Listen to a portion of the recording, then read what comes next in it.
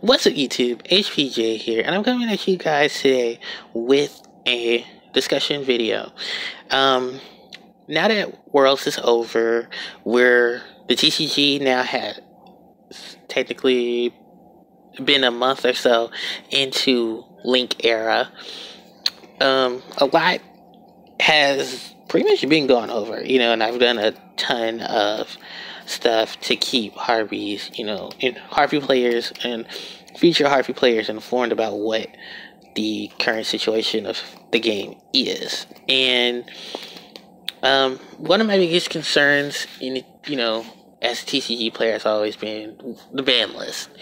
And, I wanted to address the ban list, but at this current moment, we don't have any recollection of what our ban list is, and there isn't much testing that's being done right now as to YGO Pro, because YGO Pro has announced that they're having some difficulties updating their mobile device, the mobile device app, and their current app, because a lot of the AIs and stuff need time, or pretty much need to set the programming so that everything can work cohesively.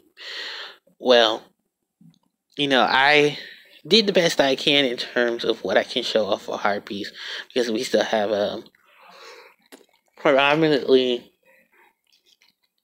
easy access to link summoning, like I showed in my other videos, as well as just going over the fine setup for the game itself. Well, the main issue that I wanted to bring up was,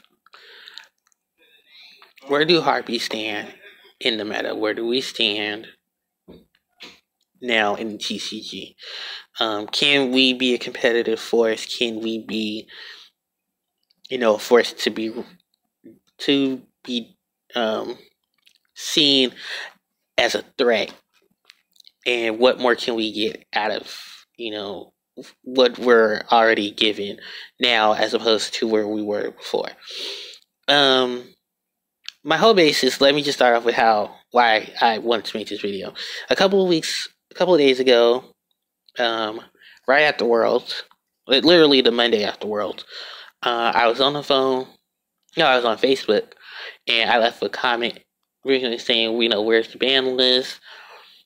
They told me it's October, and I got really, pestered about where the ban list was, because I was really ready to focus on building my deck. And of course, everyone who knows me knows that the only real card I want off is Feather Duster, because I think the TCG is now owed that one card to pretty much say, hey, we have some cards here, just as much as the OCG has cards on their end to balance us out. But because of TCG having its own ban list and the OCG having its own ban list, it's been very difficult for the TCG to really even comprehend what we're going to get, and what possibly can we use as casual deck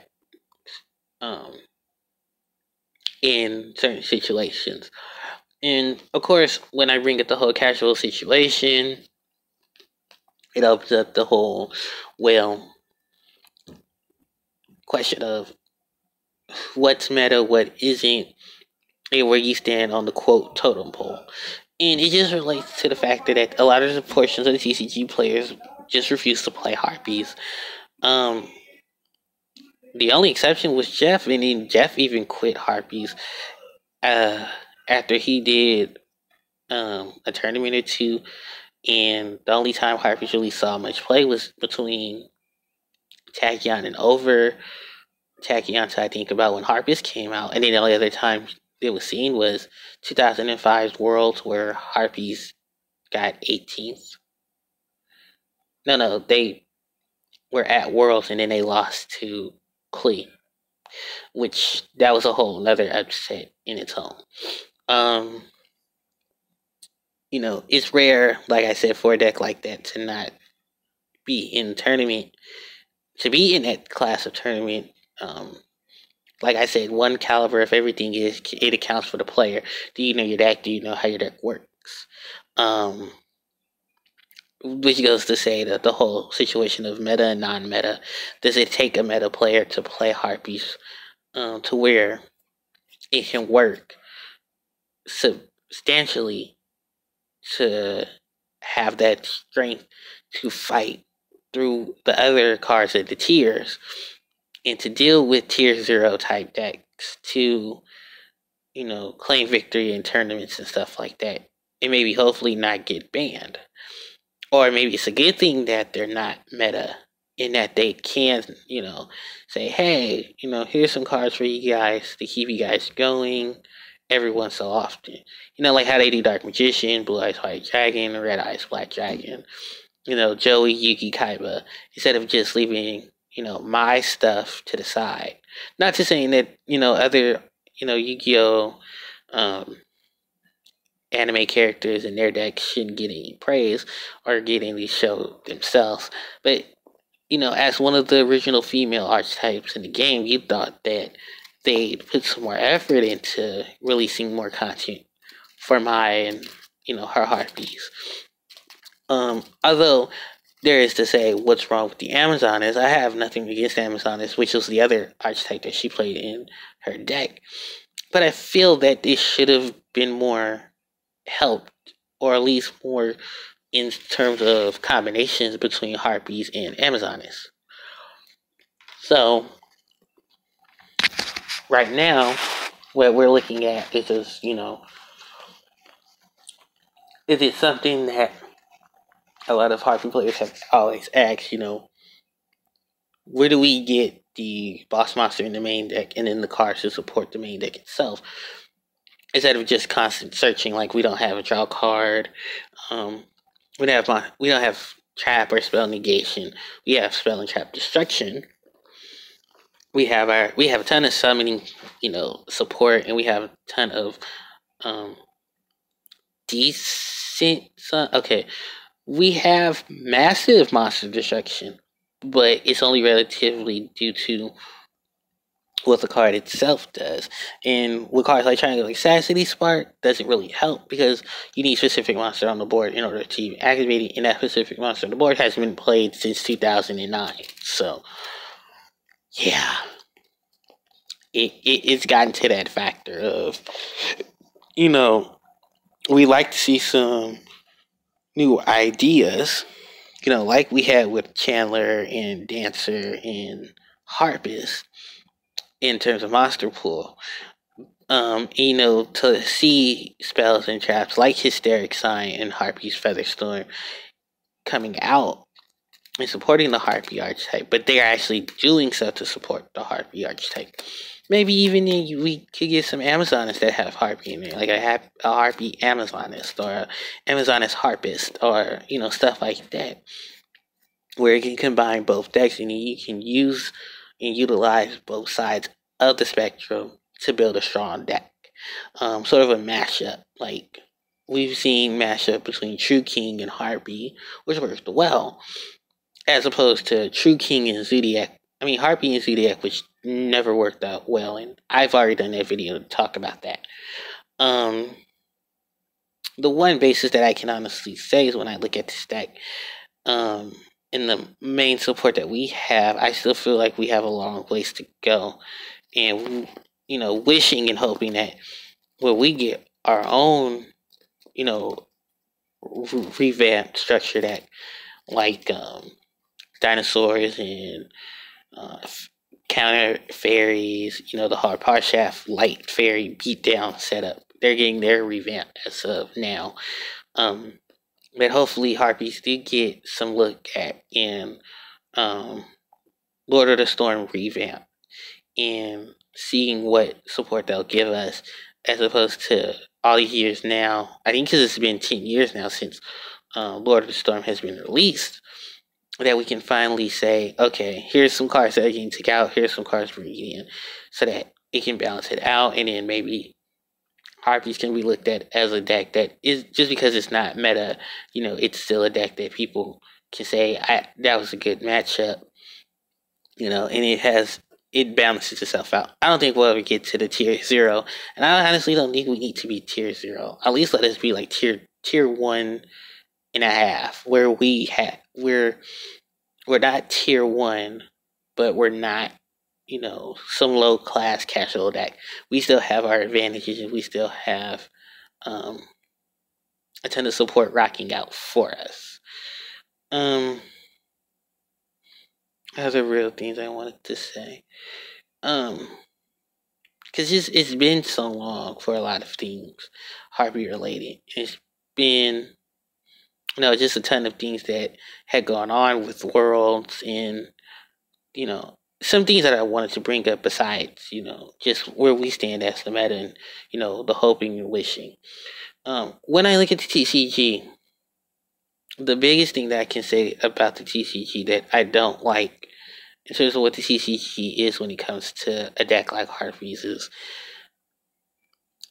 I feel like sometimes it's just because of the fact that Harpies are women orient, the female aspect of this game, that they're not looked upon as, Dragoonie, like, Dragoonie Keys would be a good example. They're not really looked upon like it's, say, Black Wings and Ray Raptors or Dark Magician, Blue Eyes or Red Eyes, because the thing about Harpies is that Harpies are technically the first female archetype. They are the first. Actually, they are the first archetype in the game itself, where you relatively didn't see stuff like Harpies ever really. Yeah. Oh, it's been more than 10 years. It's been 11 years since Lord of the Storm. And it's one of those things that I wanted to point out because, since the release of Metal Raiders, when you look back at this game, where does this game want to look at in terms of Harpies? Where are we standing with the Harpie ladies? Are we just a splash archetype? Or can we get more support to sustain ourselves? Like, even if we got Wicked Beast monsters, like, say for instance, if you revamp some of the Winged Beast monsters in the game, we could survive. Or even like Windwitch. And I think Windwitch was a great supportive archetype. But that's the thing is, if you're going to give us a basis, can we at least have some supporting cast that really can work with us? And, at least TCG, can you wake up and say, with the right supporting cast, we can play it? Because I feel like like I said, one of those main issues, besides the Harpies being a predominantly female archetype in a predominantly male game, and unless you're a waifu, they're not going to play you. The other thing is, can we look at Harpies as a basis, as a deck itself, and say, if players on both ends can say, this is a good setup, this is a good lineup of monsters, spells, and traps, the deck can work. Then as opposed to saying, just splash anything into it and the deck works, because at times that cannot work. And it'll be too many decks fighting to control the board and then it not work out well. And I think I proved that primarily with the whole Zodiac Harpy deck profile, where I put in Zoo stuff, put in Harpy stuff. I had to literally kill the Harpy archetype for the Zoo archetype to do anything. And it didn't work out well because if you drew barrages, you were out of luck because you would have to get the combo. And most of the stuff in the deck didn't have the ability to search for itself. As opposed to Harpies, we had to wait for Sign or Chandler to even get to hand to even start doing massive plays with the deck. And then, because mind you, both of these archetypes are in the deck, one half conflicts with the other half, so then it becomes just a cluster. And that was primarily why, when my friend suggested that deck to me, I rose to saying no to it because of that very exact reason. Where I can look at stuff like Windwitch Harpy, I can look at Kaiju Harpy, I can look at True King Harpy to say, okay, we have some bases of monsters, we have some bases of spells and traps, and stuff could possibly work if there's room. Or maybe extend ourselves to a higher number of cards in the deck to where it can work. And primarily most of those situations, it does. But just to splash one thing to another thing, it just doesn't really work for a player like me, because I want to stick to my base archetype and then work around what my archetype can do as opposed to what it can't do if it needs the support from outside. And like I said, there's a ton of other monsters that can support us. There's a ton of spells and traps that are staples that can support us as well. It just got to a point where I feel the TCG just wants, if you're not considered meta, you're not considered tier, you have to be splashed with tier. And tier doesn't work with everybody and work in combination with other decks to make them work. So that's why the basis of this video was just to talk about the whole meta situation, because I feel like some decks aren't considered meta, so people will look at it as the bad deck or the casual deck or the deck that shouldn't have been built. And we shouldn't look at it like that. And the whole sexism thing, I think, was something that should be addressed as well in the game. Because it's not just the players, it's also, I mean, it's not just the cards, I think it's also the players in regards to that. And that just plays for the community, because, you know, it's a lot of things that in the community has to be brought up besides, you know, the bullying, the negative criticism between players, both online and in actual play, in real life, as well as when you look at the basis of Yugi tubers and Yugi tubing and stuff like that. Because there aren't that many Yugi tubers who follow the Harpie archetype. I think I'm one of the very few, as opposed to like Warner. Like I give you like at least 5 or 10 other duelists. I mean, other Yugi tubers that probably do focus on Harpies, but I don't see a lot of their content anymore because they either stopped to go play meta or they just gave up on the deck. And I don't want to be part of that cycle that gives up on the deck, because I love this deck and I love everything that this deck can do. But I just wish we had more to work with. That's why I stick with it. As well as other YouTubers who had a base deck when they started, but then they gave up on it to just bandwagon in the TCG. Pretty much who were part of, the players in the TCG who are YouTubers and they bandwagoned and straight away from the decks. They only came back to the deck if the deck got support and then left it alone. And I just don't want to do that to my deck, because, you know, I've been with this deck since this game started, since the support came out, had the support. It really did take a long time to work with the deck despite the odds and ends. I just want to see this deck evolve even more now with the new archetype. Because pendulums, we can easily dominate a pendulum deck, and the pendulum archetype didn't really take off till halfway through its season. When I looked at other metas and other eras of the game, we didn't have a synchro monster. So, you know, we did have to crash onto other archetypes that had synchro monsters when they were coming out, only to the basis of Harpies were relatively not the deck that should have put his base onto synchro summoning. But I think monsters like Effect Veiler, who being herself being a tuner, was a relatively easy monster to use. But I think in terms of synchroing, if we had anything, just use generic stuff instead of just trying to go fancy stuff.